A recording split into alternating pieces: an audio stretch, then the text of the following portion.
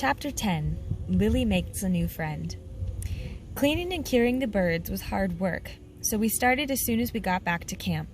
It was already late afternoon, and we had to work fast. I knew it was important to cure the plumes as soon as possible so that we wouldn't lose any. To prepare the plumes, we had to skin and clean each bird, then soak the skin and feathers in a lime solution. After we soaked them, we hung them on tree branches to dry overnight. By morning, they would be dry enough to pack for transport home. While we worked, it quickly became obvious that we had more bird meat than we could ever eat. The pile of bird carcasses was soon as high as my waist, and pretty soon Tiger had stopped cleaning birds and just stood looking at the pile of dead birds. "Tiger," I asked, "what's wrong?" "Enough birds here to feed my family for a year," he said. "We should dry meat. Save it." "But," then I stopped. I knew what he was saying. Tiger was a Seminole, and Seminoles hated wasting any part of an animal. They respected nature and all of God's creatures, and they never cut something down or killed something without thanking the planet or animal for giving its life to support them. "Too many to cure," Tiger said, now sounding a little mad. "My father would be very angry." I nodded because I knew that was true too. I could only guess what Tiger's father, or any Seminole, would say about the huge pile of birds we had killed. "Maybe we could dry a few," I ventured, hoping to make him feel better. "As many as we can?" Tiger nodded glumly. "I guess."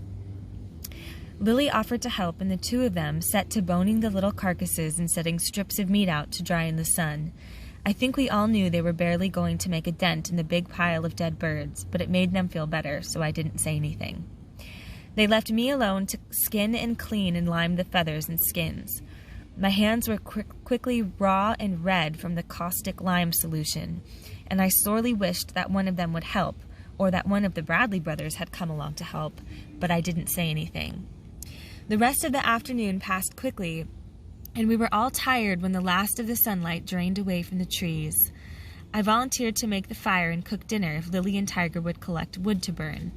When they were gone, I looked around the campsite and realized what a mess it was. There were bits of feather all over the ground, and empty line sacks, plus bones and that heap of bird carcasses. I understood what Tiger meant. My papa was no Seminole, but he too talked about only what we needed from nature and leaving the rest for someone else. "Oh well," I thought a little defensively. "I'm not the one who decided ladies want feathers in their hats. If it wasn't us, it would just be someone else." I heard Tiger and Lillie coming back with a load of firewood. Tiger was piled high, but Lillie wasn't carrying anything. They were both smiling and laughing at something in their hands. As they got closer, I saw that she was carrying a tiny raccoon. It was no bigger than Papa's hand as it scampered along her arm. "What's that?" I asked. "We found him," Lillie said. "He's going to help us eat all this bird. He likes bird." Tiger fed the raccoon a little nibble of fresh bird meat. "Wuko like you too," Tiger said to Lillie. "I'm going to call him Bandit," Lillie said, grinning, "'cause he looks like a bandit with a black band across his eyes. Can he come with us?" Sure, I said. "I just hope he doesn't bite." "Be nice to him and he won't," Lillie said. "Right, Bandit? You won't bite Charlie, will you?" The little raccoon looked at me and twitched his nose like he was considering biting me. We all laughed. I was glad the mood at camp was lifting, and I set about making the fire and preparing a feast of roasted bird meat, beans, and biscuits with a little huckleberry jam.